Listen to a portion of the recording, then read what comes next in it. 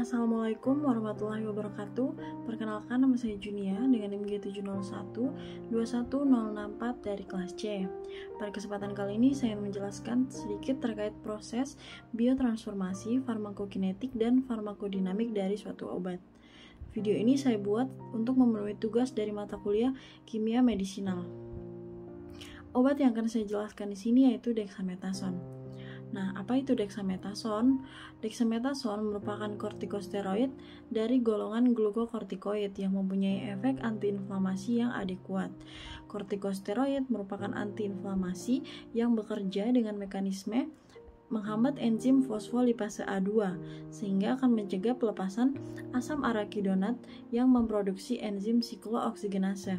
Nah, enzim siklooksigenase inilah yang bertanggung jawab atas pembentukan prostaglandin yang merupakan mediator inflamasi dan nyeri.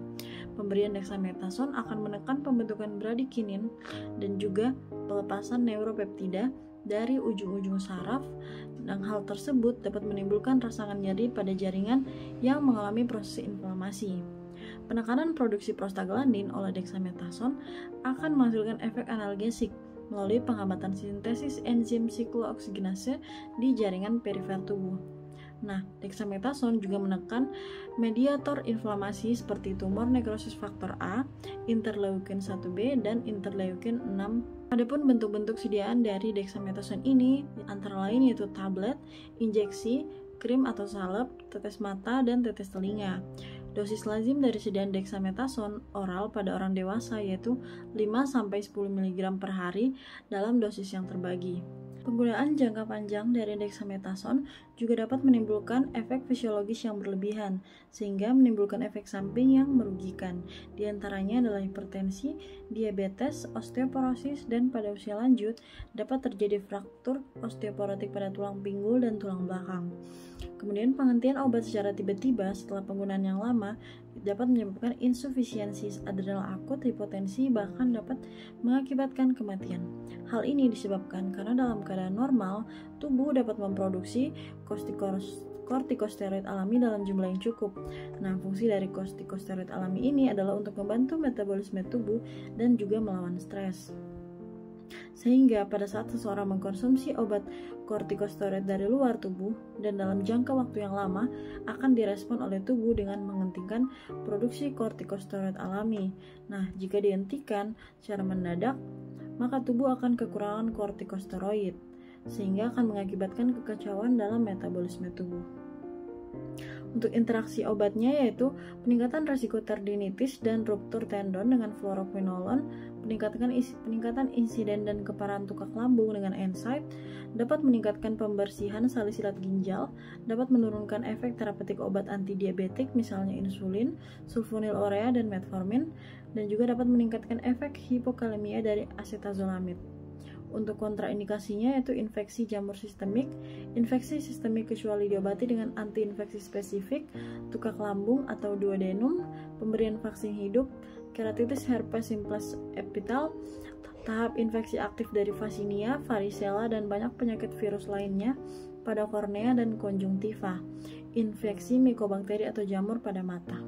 Adapun sifat fisika kimia dari dexamethasone itu yaitu pemberiannya serbuk hablur putih sampai praktis putih, tidak berbau, stabil di udara. Kemudian rumus molekulnya C22H29FO5 dengan bobot molekul 392,461 gram per mol, dengan kelarutannya yaitu mudah larut dalam air, sukar larut dalam etanol, sukar larut dalam dioksan, tidak larut dalam kloroform, dan dalam ether. Untuk pH larutannya yaitu berkisar antara 7-8,5 dalam larutan dan stabil terhadap panas, stabil di udara, melebur pada suhu lebih kurang 250 derajat Celcius disertai penguraian. Inkompatibilitasnya yaitu terhadap senyawa-senyawa alkohol. Untuk wadah dan penyimpanannya itu dalam wadah tertutup rapat dan dalam suhu ruang 20-25 derajat Celcius dan terlindung dari cahaya dan juga kelembapan. Proses yang pertama yaitu proses farmasetika. Farmasetika adalah cabang ilmu farmasi yang mempelajari tentang cara merancang, mengembangkan, memproduksi, dan mengevaluasi obat-obatan untuk digunakan dalam pengobatan manusia atau hewan. Ini mencakup pemahaman tentang sifat fisika kimia bahan obat, formulasi obat dalam berbagai bentuk seperti tablet, kapsul, sirup, atau salep. Selain itu, farmaseutika juga memperhatikan aspek keamanan, efektivitas, dan kualitas obat-obat yang diproduksi. Secara garis besar, proses farmaseutika adalah proses di mana bahan baku obat akan diformulasi sehingga menghasilkan sediaan obat jadi yang dapat kita konsumsi dan menghasilkan efek terapi. Kemudian yaitu adalah proses farmakokinetik. Farmakokinetik adalah cabang ilmu farmasi yang mempelajari bagaimana tubuh memproses obat setelah administrasi, termasuk penyerapan, distribusi, metabolisme, dan eliminasi dari tubuh. Ini membantu dalam pemahaman dosis yang tepat, waktu pemberian, dan potensi efek samping obat. Nah, proses yang pertama itu adalah absorpsi. Absorpsi adalah proses masuknya obat ke dalam aliran darah dari lokasi pemberian. Absorpsi yang efisien penting untuk memastikan obat mencapai sasaran terapeutik dengan tepat. Nah, absorpsi dari obat dexamethasone ini yaitu diserap dari saluran pencernaan. Waktu untuk mencapai konsentrasi plasmanya puncak itu adalah 1-2 jam dalam rute oral dan kira-kira 30-120 menit dari rute intramuskular. Yang kedua yaitu distribusi. Setelah diserap, obat akan didistribusikan ke berbagai bagian tubuh melalui aliran darah.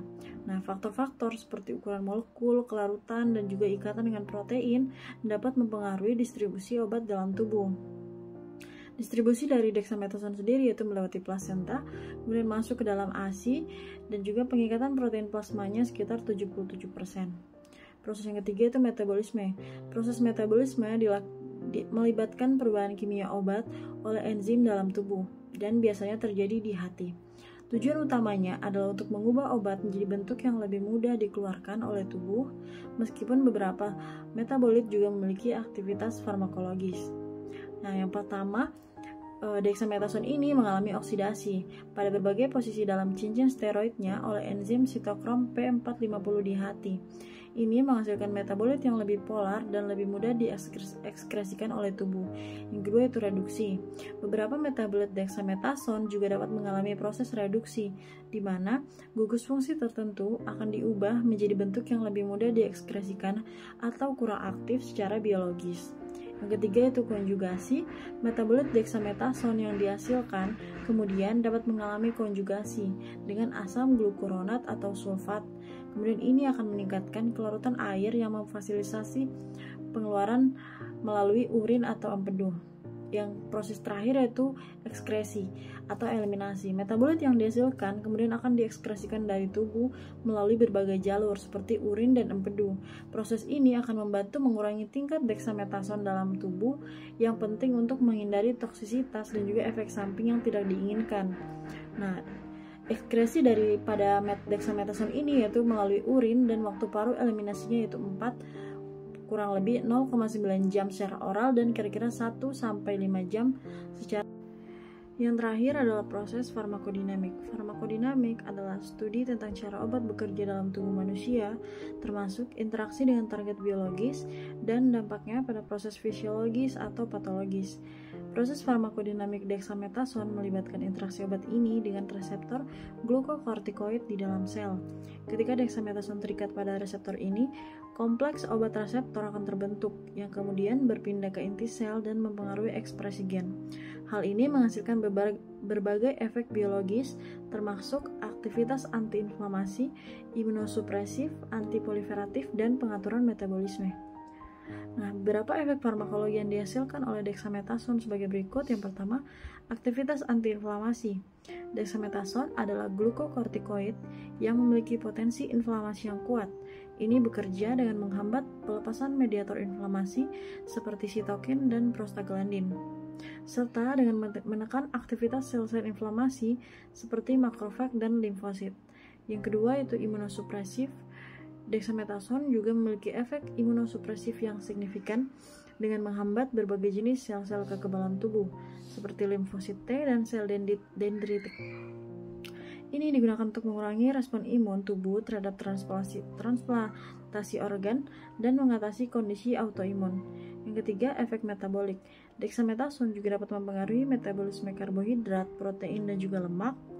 dengan meningkatkan produksi glukosa oleh hati, menekan penggunaan glukosa oleh jaringan perifer, dan mengurangi sensitivitas insulin yang dapat menyebabkan hiperglikemia pada dosis tinggi atau penggunaan jangka panjang. Yang keempat yaitu efek antiproliferatif. Dexamethasone juga memiliki efek antiproliferatif pada beberapa jenis sel, termasuk sel kanker. Ini dapat digunakan sebagai bagian dari terapi untuk beberapa jenis kanker, terutama leukemia dan juga limfoma. Sekian yang dapat saya sampaikan. Kurang lebihnya mohon dimaafkan. Semoga apa yang saya sampaikan ini dapat bermanfaat bagi kita semua. Wassalamualaikum warahmatullahi wabarakatuh.